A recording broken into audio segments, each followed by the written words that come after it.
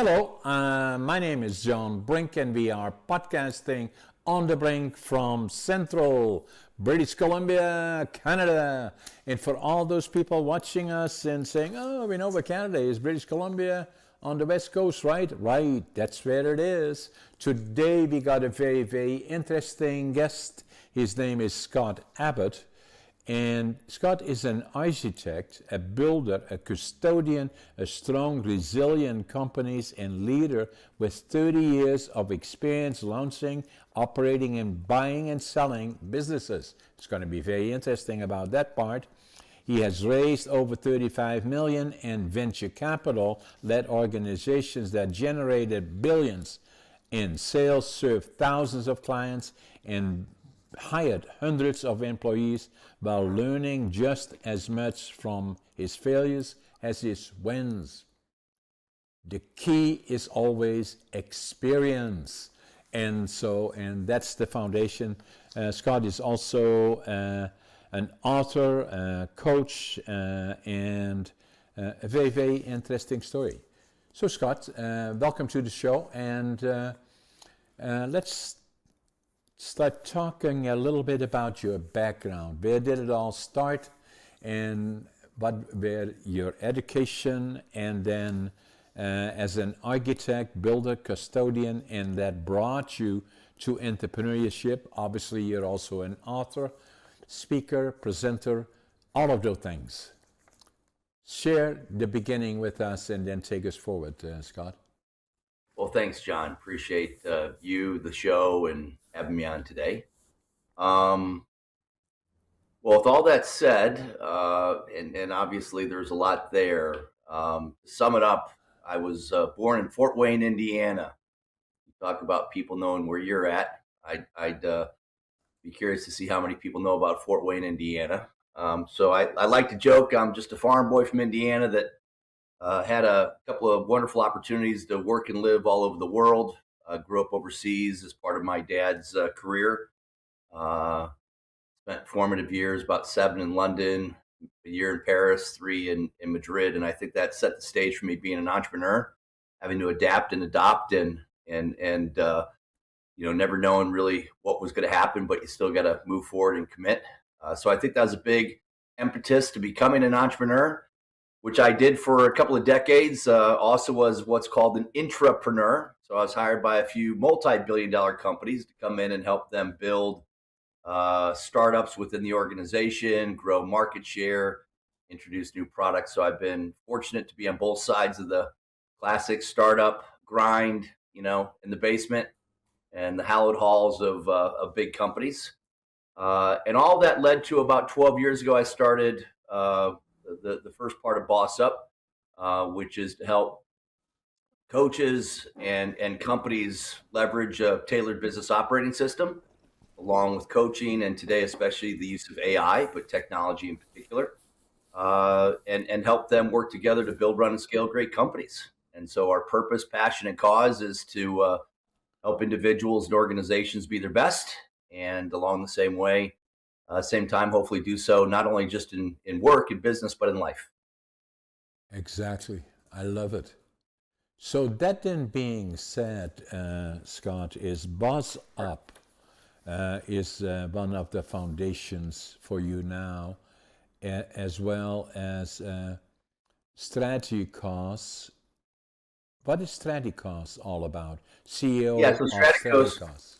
Yeah, so Straticos is basically the parent company of BOS-UP. So Straticos was my one-man band, if you will, that I had for about 10 years and worked with a couple hundred companies and did a lot around teaching, coaching, tailoring, business operating systems. But, just myself. And then a few years ago, I said, hey, I think there's other people that can leverage this. And so it wasn't scalable being on my own. And that's where we created BOS-UP. And BOS-UP today is a blend of materials and resources, guidebooks, support, and community. We actually have a tech platform that acts as a learning management system that our coaches leverage. That's the Academy. And so BOS-UP was created to, be able to deliver and help other people boss up, right? Bring business operating systems into their organization, bring nurturing and development. Wrote a couple of books as part of it. First one's the the main book, which is basically what we call the strategy, the engineering, the mechanics of how to build, run, and scale.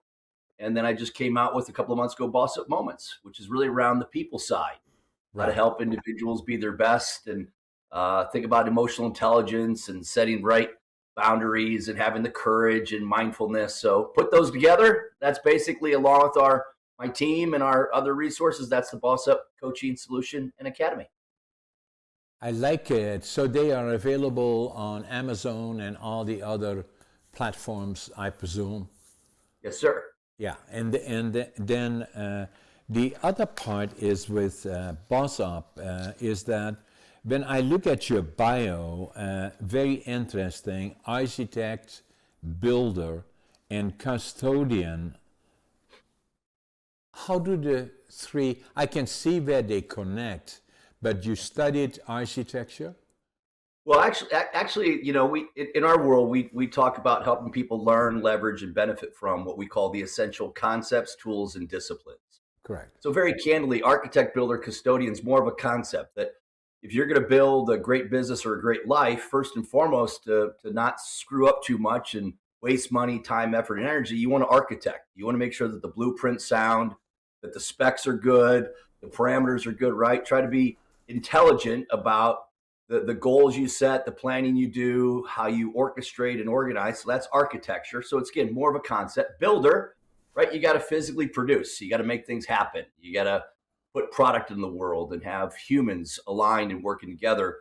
And then, frankly, my favorite, and of all the three, architect, builder, custodian, ideally, hopefully, we all agree to leave the world a better place. Clean up after ourselves. Don't make a mess. And if you do, tidy up. And so the concept of being a good architect, stewardship, governance, intentional awareness builder, right? Grit and grace, temperament and attitude, getting things done, shipping, delivering, making some money. And then custodial, right? Helping other leaders be better leaders, bringing in people and upskilling and cross-skilling them. And certainly, if you're an entrepreneur and an owner, you want to leave a legacy business, even if you sell it. We talk about the 9 core competencies. One of those is exit. But we ideally hope that people don't start companies just to sell, but over time they realize this is something they want to pass on, whether it's succession to somebody in their family, sell it to another organization. So that's where the whole concept of architect, builder, custodian comes in. And continuity then subsequently. And then saying, this company has been around for a long time, was started by his name Acme, whatever, and so it was built on the foundation of this idea, taking it forward to all the ups and downs, blah, blah, blah, and is here going forward and became then maybe $1 billion company in some form or fashion would be an amazing legacy, right? Wouldn't it? Yeah. But even if it's a $1 million company, exactly. And more often than not, too many companies, even big and small, they're run by individuals, and that's why systems are important, right? Systems allow you to work on, not in. They allow you to take a break if something goes bump in the night and you have a little hiccup, you're giddy up, be that health or business, right? So yeah, I would say that as much as we would love to grow to 100 million or become this fictitious unicorn, I see this with a couple million, even if you're running, 400,000 or 500,000 or 100 grand a year, the more systemized and intentional and aligned you are, chances are you're going to have a better life, better cash flow, and the ability, and I see this with a lot of small companies, to sell. Not that that's the ultimate goal, but nobody wants to buy a company where they got to keep the founder still employed and they'll just get in the way. You follow me? Yeah. So that being said, and if I kind of look back from my own experience, I'm a bit older than you are. I just turned 85 about a month ago. Happy birthday. Congrats. Well, thank you. I call it 85 years young. And so I've always been entrepreneurial. I was born in Holland, in northeastern part of Holland. And even as a young during the war years, actually in 1940, and the whole story about that. Saw far too much that we should not have seen, which is still very much part of my life even today. PTSD and a child, all of those, saw too much that we should never have seen. That then being said, when I was younger, in my early teens or late early life, I was already a hustler trying to sell bottles and glass and papers, and to always make some money and always look at entrepreneurship and business as something that I wanted to do, or first and foremost understand as what made these people click. There was a program on the Dutch business channel, or on business on one of the channels over the weekend. I always made a point, I wanted to listen to it. And it was all about businesses and how they work and analyzing certain businesses. And so that was interesting to me. And find books that wrote about business and so on and so forth. Academically, not a success story. I failed grade 3, failed grade 7 3 times. And they said, what are we going to do with this guy? And they said, well, maybe some people said, my parents were beautiful people, but some people said, send him to the mentally challenged school. They said, no, we're not going to do that. So they said, let's make him a furniture maker. Maybe he can work with his hands, doesn't have the brains likely to do anything else. And so I became a furniture maker. But I always believed I was just as smart as all the others. And so in leaving the war years, we were liberated by the Canadian Army, April the 12th, 1945, by the Canadian Army as part of the Allied forces. It made such an impression on me that I knew as I grew up, I would go to the land of my dreams, and my heroes was Canada. And I did when I was 24. And then the other dream that I had is that I wanted to build a lumber mill. And my grandfather was a master carpenter. My dad worked in lumber. I was trained as a furniture maker. That's what I did. And then the other part was start with nothing. And so when I left in July of 1965, I took a suitcase, 3 books, 2 sets of clothes, very little money, flew into Montreal, took the train from Montreal to Vancouver, because British Columbia, that's where all the trees are. So that's where there are opportunities, at least then I thought in my mind, and came off the train, 4 days, 5 nights. Oh my God, that is a long way. So in any event, went to the immigration department. There was, couldn't speak English, didn't know a soul, didn't have a job. And fortunately, there was a German fellow, and I told him I wanted to build a lumber mill. He said, go to northern British Columbia, a city called Prince George. That's where the boom is. That's where they're building sawmills, and that's where the opportunity. I did. I still, the studio that I have now is in Prince George. It's about 500 miles north of Vancouver, or for European friends, 800 kilometers. And so came off the bus. I can still see where the Greyhound station, although I do business in all of North America now, and I have a lot more companies, but not only here, but I still have one place here and then another one in Victoria and Vancouver. But in any event, I can still see the Greyhound station, and I came off the bus here, and with my suitcase, 3 books, 2 sets of clothes, looked around, and then I counted my money at least 3 times. I had exactly $25.47. But I had a dream to build a lumber mill. And so then started from the ground up worked in a lumber mill here to get experience as a cleanup man, then a lumber piler, and then within a year, less than a year, a little over a year, I was a supervisor and then a superintendent of one of the larger mills here in northern BC.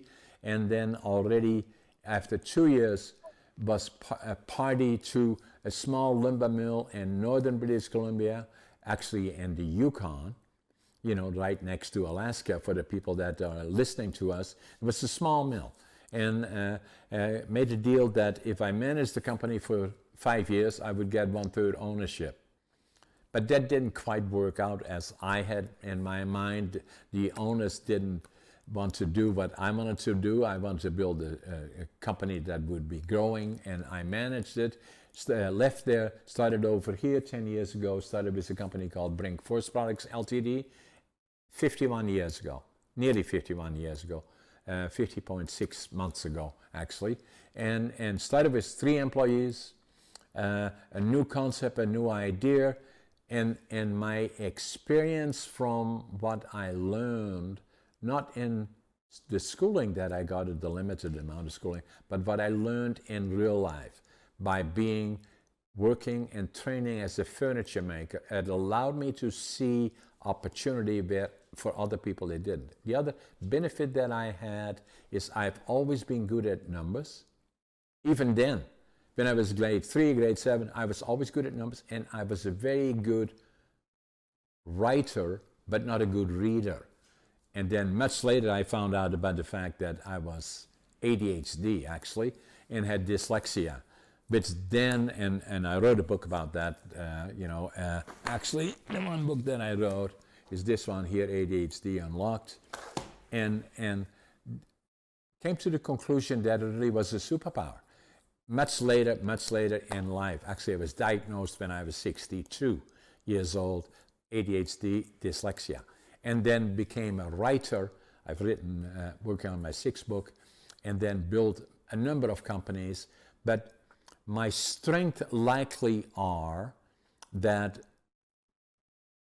as I say in my sign here, that's what I started with, nothing. But the most important part is attitude. I've always been positive. If you're negative, stay away from me. And then I've always been a believer that although I was different, but I was just as smart as all the other ones. Not smarter than. And so attitude always has been important for me. Passion, whatever I do, I give it 125%. And work ethic, even now at 85, I work harder than anybody around me. I get up at 5:30, I always make my bed, and I always think I'm late. And then the first thing that I do when I come out, because of I was there when it was different in the 1940 to 1945, we're the luckiest people in the world in North America. And I look outside every day when I come out, I always say to myself or anybody around me, we are in paradise. And so, and the land of opportunity. So starting from nothing, really, with a little company, with a different idea, different concept, I started building it, and then going through all the ups and downs. That's where I wrote my first book, Against All Odds. Writing books, as you well know, is not easy. And so the book is not about how successful John is, but how did I survive through all the ups and downs. And it gave me the most valuable asset that anybody can accumulate, in my opinion, is experience. I've seen it all, I've done it all, I've been there as you have.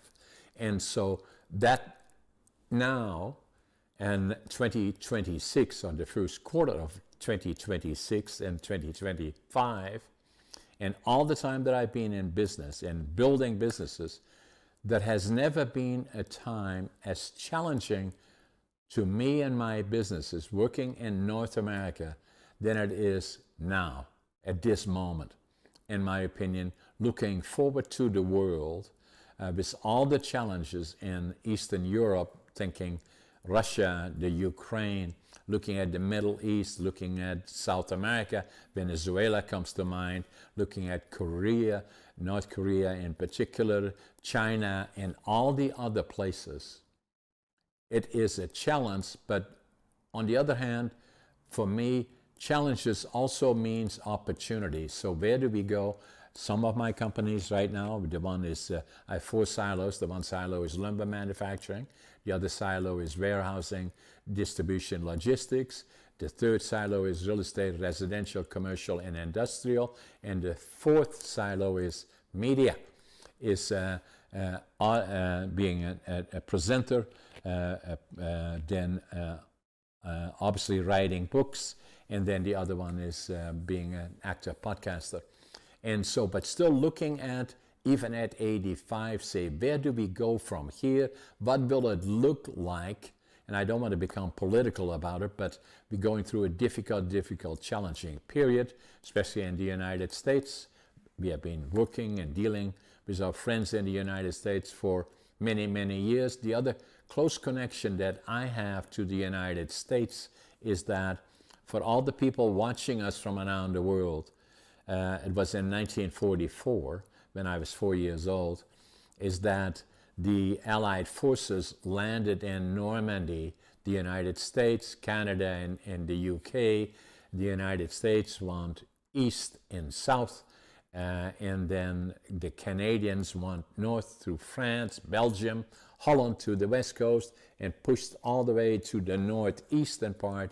We lived 15 minutes off the border with Germany, and and we saw far too much that we should not have seen. 1944 in particular was very, very difficult. Hitler had cut off all the food supply to Holland, and I remember well that every morning with my sister and my brother, 1 year and 2 years older than me, every morning we would go out with gunny sacks into the railroad yard, pick up anything edible and burnable. And the reason that we did is because the Germans wouldn't shoot us, they boot us one and be back the following day.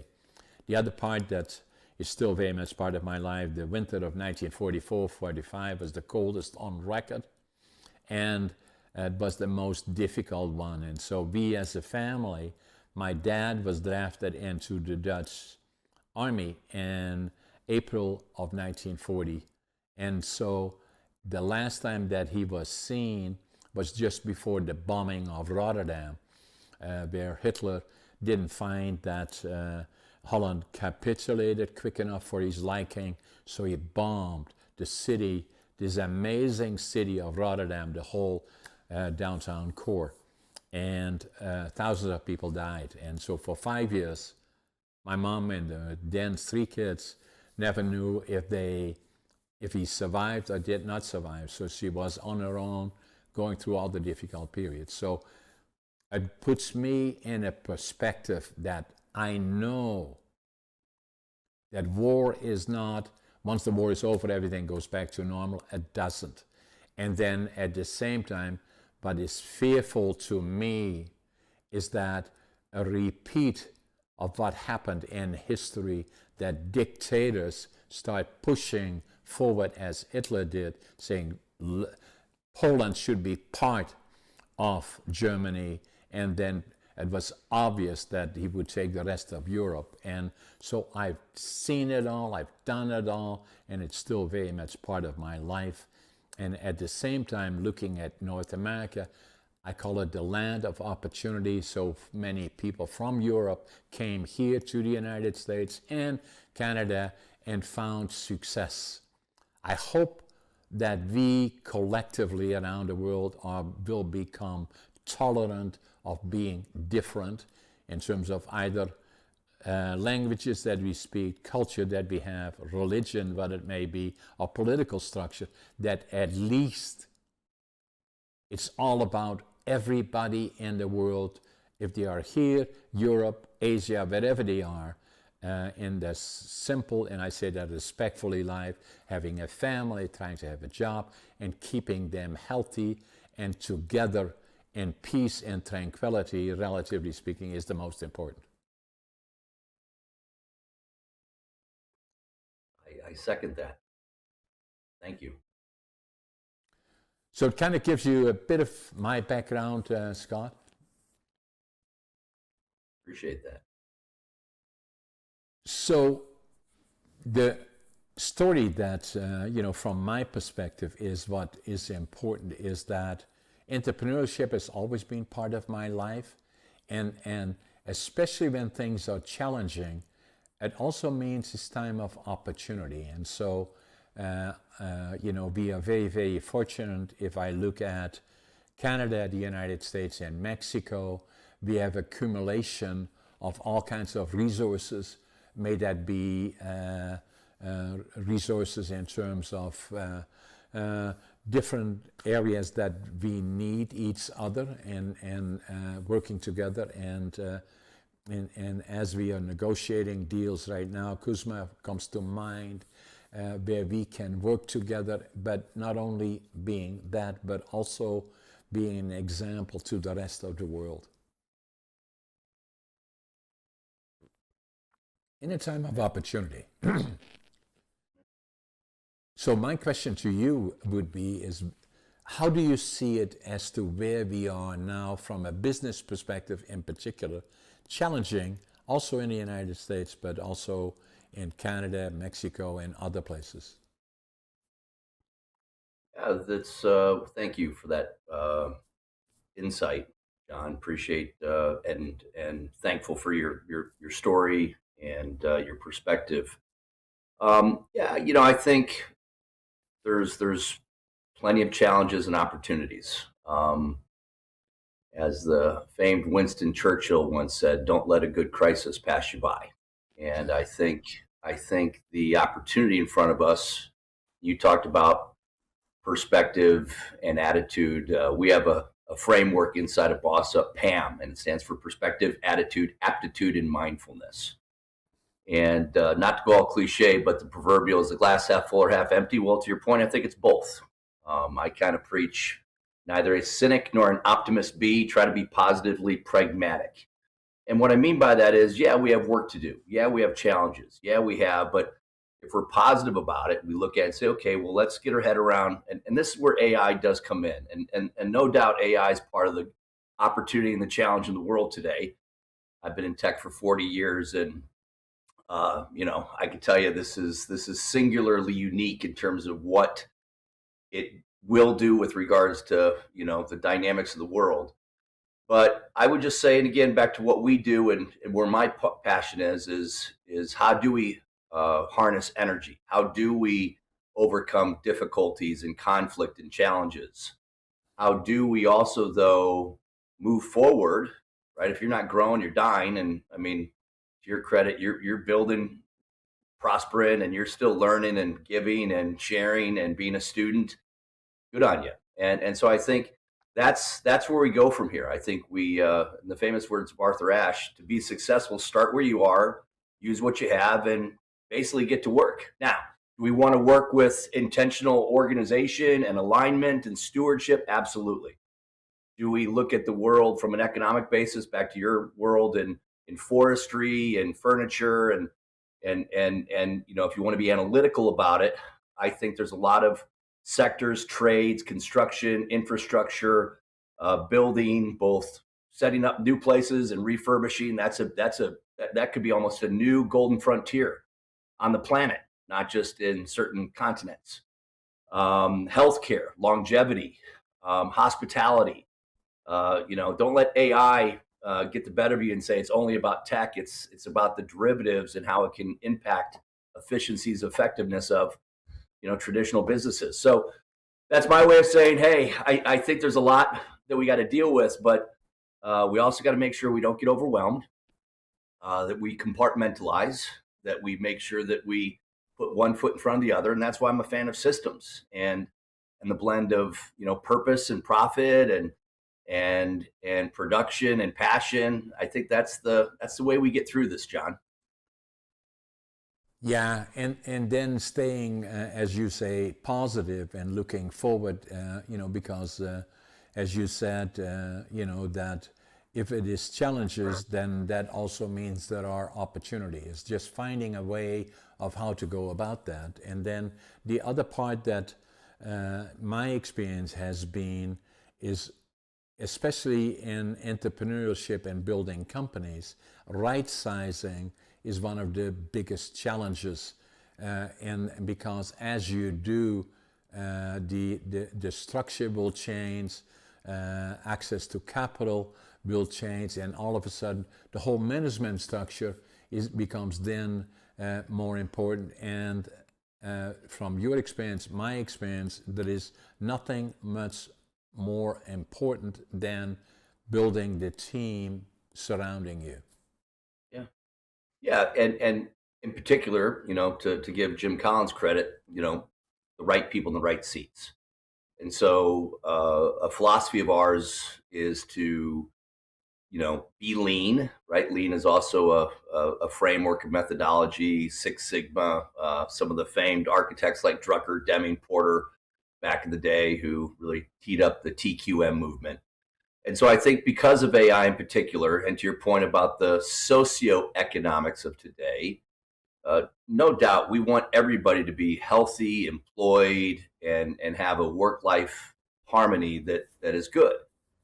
Speaking to the founders and the entrepreneurs and the business owners, and this may sound a little counterintuitive, though, what I have seen over my 40 years, especially in the dot-com era, where a lot of people were just growing too fast and didn't really know what they were doing. As Warren Buffett, the famous investor, said, even turkeys can fly in tornadoes, and we had a lot of turkeys flying around. And I think that's the same thing happening with AI today.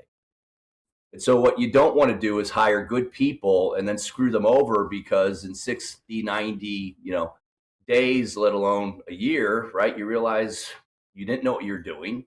You put them in a bad position, and now you've got triple heartbreak. So I think the workforce, employment, alignment, back to challenges and opportunities, is a huge one. And it's complicated, and we don't have time to go into it all today, but just, stitching time saves nine. And again, I just would encourage everybody, both contributors, AKA employees, and founders and entrepreneurs, be very intentional, positively pragmatic about when and how you decide to be employed and hire, and just make sure that you have your ducks in a row. Make sure that it's mutually beneficial. Make sure that you've got the right processes and understanding and agreements and systems, if you will, because I see a lot of things happen bad, even though there are good intentions up front, when you don't do that. Yeah, the other part, Scott, has been, for listeners watching around the world, obviously artificial intelligence, meaning AI. If I look back 5 years ago, I would say, what is it?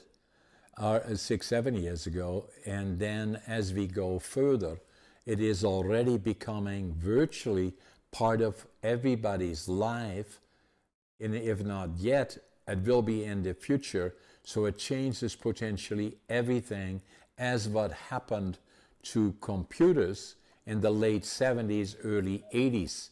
I still have computers that Apple's, that were Sure. now antique.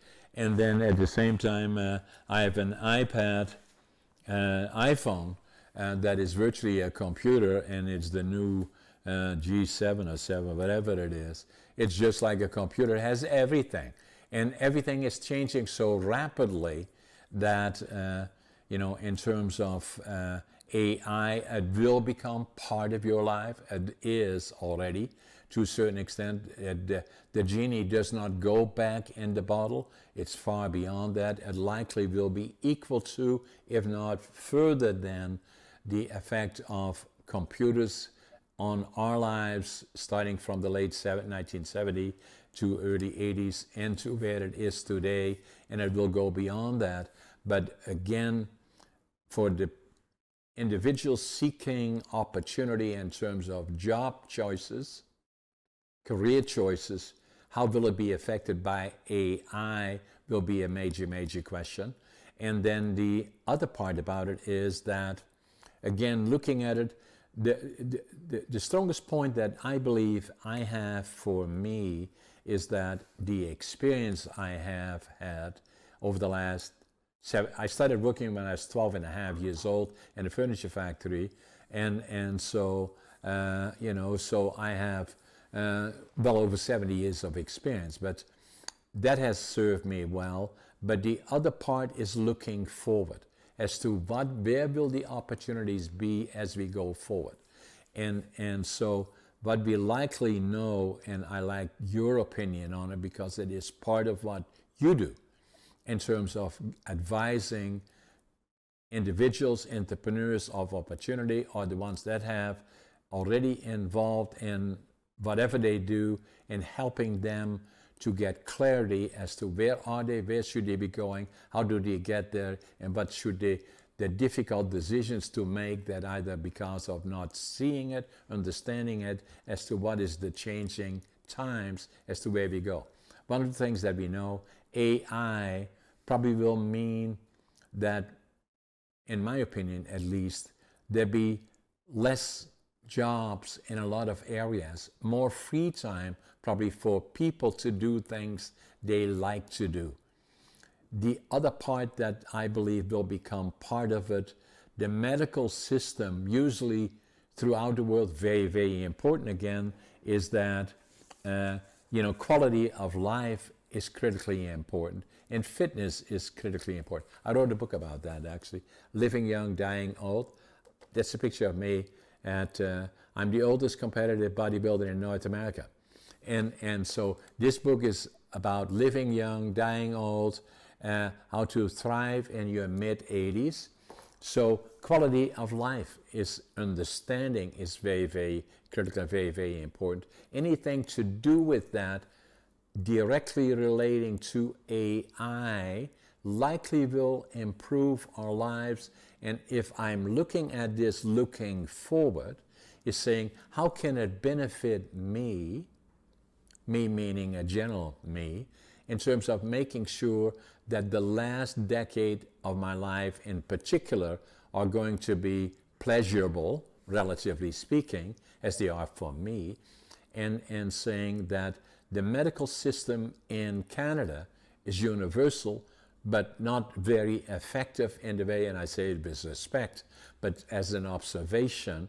Doctors are hard to find, nurses are difficult to find, so we have to change our system in terms of how do we become more proactive ourselves in understanding our bodies, and how do we access it. And what I believe AI offers those opportunities. Still evolving, where the whole global earth becomes part of my access in terms of understanding my body and what should I be doing. Diet, extremely important. The same again applies. And then the other one, exercise, fitness. What could I do? How can I go about it? Because we will have more time. If I look back at my grandparents, they worked from dusk to dawn on the fields, and that's all they did. And then the only time they went to a grocery store, small one in Northern Europe, but it was probably the same in the rest of the world, pick up salt, sugar, or something else, because they made their own dinners, and that's all they did. And for the rest, they knew little about what happened outside of the little circle. And in Northern Holland, with my family, is that if somebody moved away from Northern Holland to an hour and a half further south, they said, oh my God, we'll never see him again. Oh my God, he's leaving here. And everybody lived together. But now the whole globe is our world, and will be more and more so in terms of quality of life and how we live, and of opportunity, and saying, how does that fit into the things that I do and that I do in business? And where do I find part of my team that can help me understand it? That's where your company, Custodian, in particular, those companies, and to help us in finding what are we doing and where do we go from here and how do we get there. Yeah, Go ahead. I'm with you. You haven't lost me one bit, and I applaud and encourage everything you've said. Even as a coach, I really think of myself as a performance coach, not a leadership or a business or executive. Why? Because I spend a lot of time on the importance of people's bodies. I call it the biomechanics. So the physiology, the psychology, the well-being. Like you probably see the same thing. I could write a book about how many business owners have said something to me like, I can't take care of myself because I'm too busy taking care of other people. To which you're like, well, that's going to be hard if you get a stroke or you get hurt or you get into a real ugly situation where you start taking up bad vices and you're doing dumb things, right? So a lot of people think it's selfish to put themselves first. I would say it's selfless, because you can't be here for other people if you first don't take care of yourself, right? Exactly. So fully applaud you on that one. I go back to AI, right? I've been in tech for 40 years. I've done big systems and small, and seen a lot. I posted a video. By the way, I've been doing AI for 30 plus years. I was part of the IBM Watson team. My last class in college, believe it or not, was on machine learning and the initial entrance, if you will, of AI into the world. It really wasn't until ChatGPT commercialized it that people really started to see it. But it's been around for a little bit.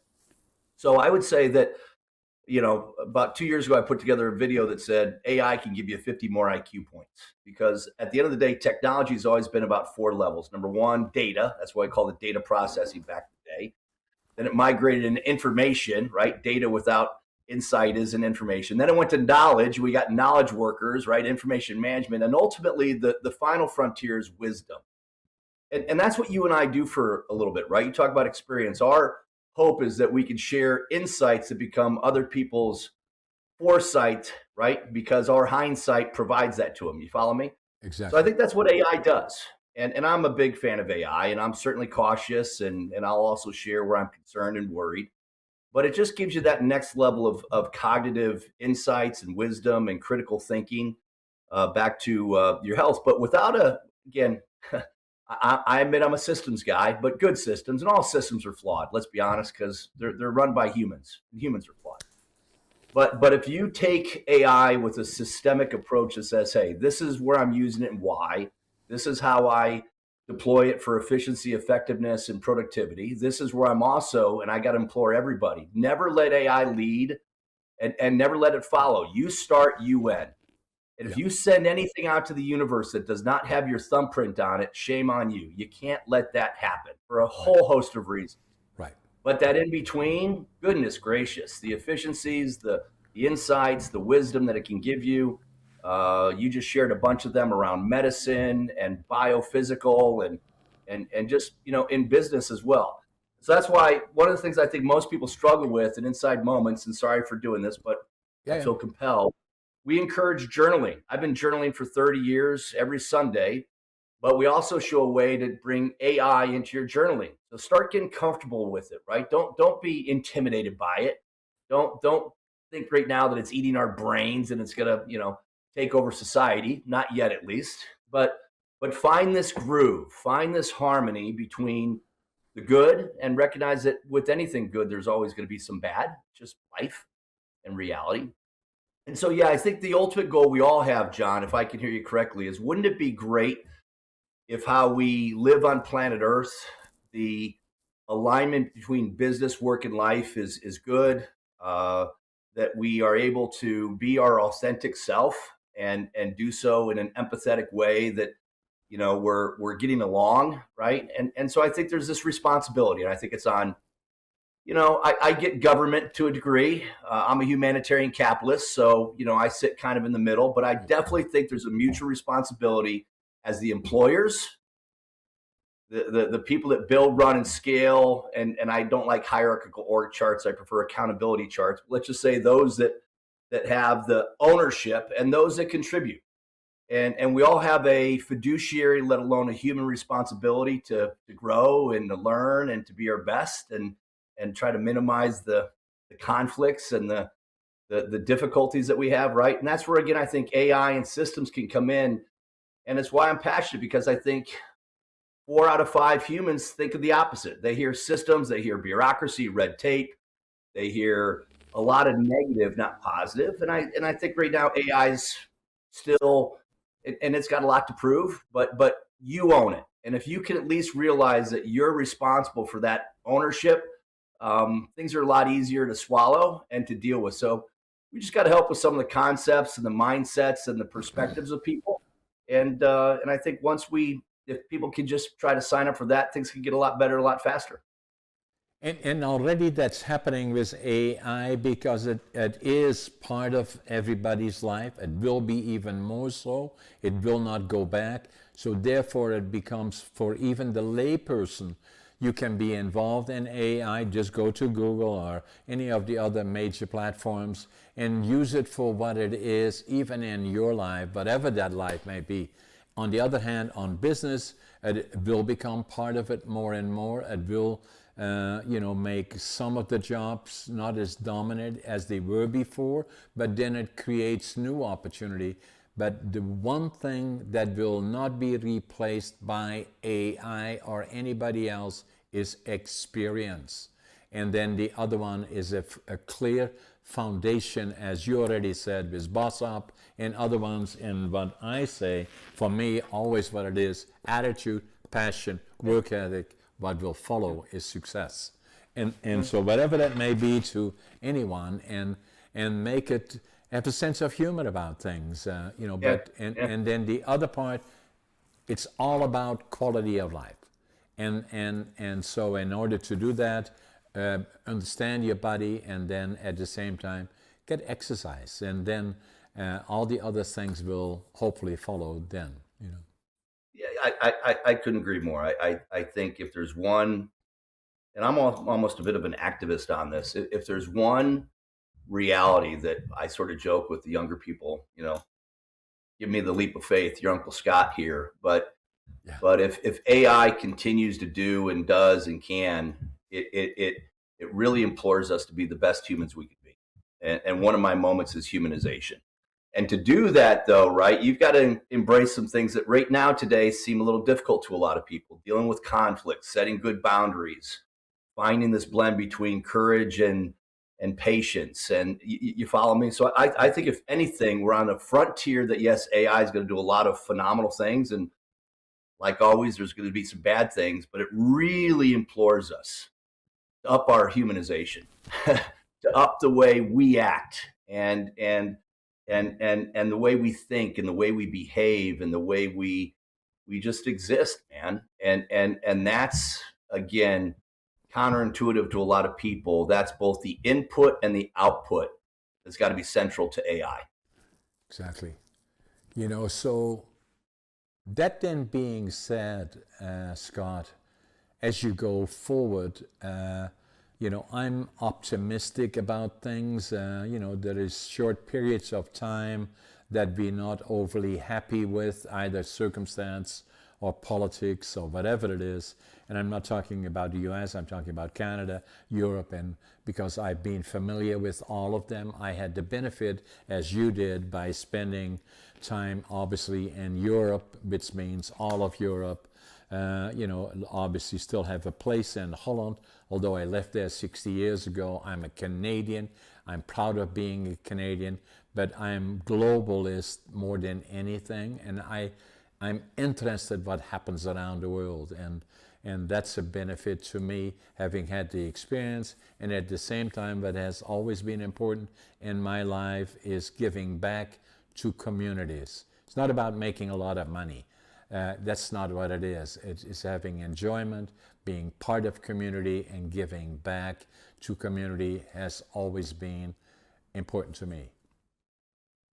Yeah, good for you. And that's the way it should be, right? I know it sounds cliche, pay it forward, but there's a concept about tithing, and tithing isn't just donating at a church or an organization or a not-for-profit, right? It's giving of your time. To your credit, John, the podcast.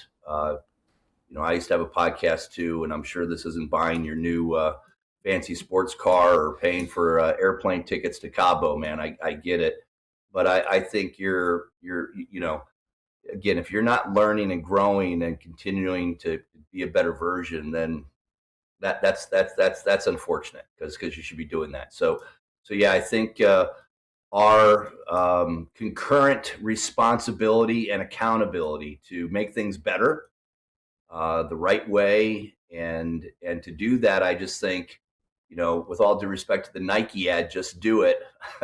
That could get you into trouble, actually, if you don't have a good plan and you're not prepared, and you end up doing more damage than good. But find that fusion between, again, purpose and profit, systems and soul, head and heart, and back to AI. And I think what you're all about as well is finding, again, I prefer the word harmony. I don't really think work-life balance is the right perspective, because balance is so hard to just think about that as a visual, balancing on a beam or balancing on a ball. Harmony is like a good meal or music, life, right? It has its seasons, it has its moments, and tonality, and the treble's high or the bass is low, and it's still good. You with me? I believe in harmony over balance. But yeah, I hope this is one of the big things your listeners get. And back to doing this is tech is great. It's got its issues. Systems are good. That's, think about what in life would be really bad if we didn't have systems, from airlines to healthcare to our ability to do what we're doing right now. Right, John? Exactly. So again, find that harmony, but yeah, ideally, hopefully everybody's giving back, paying forward whatever concept you believe in. Triple bottom line is one of the fun ones in business, right? And just makes things better. Yeah. And then the other part about it, Scott, is like podcasting, as you indicated before, relatively new, 4, 5, 6, 7 years maybe, but was there already in other forms, but never so as it is today. And for us, and for me in particular, I started out blogging about 5, 6 years ago, then started working with a local television station, and then obviously COVID came, and then saying, where do we go from here? Is that, the more I looked at television, the more I see on the traditional channels is they have people from all over the world, 1, 2, 3, 4, all interacting together and saying, let's go virtual. And so I did that about 5 years ago and started doing On the Brink podcasting, and I love it. And then, brings the globe together, in particular with the help of Podmatch, who have done a great job in bringing individuals together. They have done for us as well, is saying that if I look at the traditional television programs, maybe CNN, ABC, or BBC, or CBC, or all the other ones, their viewers rates are going down, where podcasting is just evolving as we speak. And I like it. Like in your case, you're my podcast where I'm the host, 518. I've done probably another 200, 250 where I'm a guest of others. And then the other part that I do with my podcast, I do not edit my podcast. I release them within 2 hours. Out the street they go, and that's what it is. And I love it that way, and I enjoy it. What I do is, I can't buy a brand new sports car or anything, as you refer to. It's not a big money maker, but it's not meant to be for me. It's simply sharing what I believe are my experiences that I already share in my books, as I do, and then in presentations that I give. But a lot of times when I do presentations in North America, it takes me 2 days of going there, giving a presentation. This is more effective in terms of reaching more people on a globally level, and I think it has good potential. Yep, would agree. I would just ask and suggest back to journaling, and I was with you. I had a pretty intensive blogging world a decade ago, and I don't know when it was. It was a little bit of the advent of YouTube, but the data is just, it was almost like whoosh, almost overnight. It wasn't, but it felt that way, right? So, right. I think one of our concepts is end both, like most things in life, right? I really appreciate the visual, the audio books, podcasts, but I would say, and it's been proven through biology and physiology, that when you literally read and write and hold, and you've obviously shown us even today that the average human reading, writing, holding, in addition to listening and watching, their ability to acclimate, leverage, and benefit that insight goes up about 20, even 25%. And so even at BOS-UP, we have guidebooks, we have materials, we have tangible physical assets, and we believe in both. We believe in that kind of three-dimensional experience, online and video and audio, but pen and paper, and back again to AI. All my books, I'm an old school typer. I was a journalist back in the day, and I still type with 2 fingers, but I'll take anybody on. I got two fastest fingers in the West. But you gotta, I was at Hemingway's house in Key West. What was it, 2 years ago? And the nest that he used to write in, right? What a wonderful. In fact, I'm surprised somebody hasn't come out with like new modern typewriters that actually are like classic PCs, right, and laptops. But yeah, just I would implore people: write, read, journal. Again, embrace podcasts and AI and tech, but it's so much better. Just like good meals. And I was blessed to grow up overseas, and the importance of dinner and community and sitting down for a couple of hours and shutting down the phones and laptops, just conversing as humans, man. We got to get there better, stronger, faster. And again, hopefully that's one of the byproducts of AI. I can tell you the way I incorporate AI, there's no doubt that it takes me about 10 to 15 hours less a week to do what I used to do a few years ago.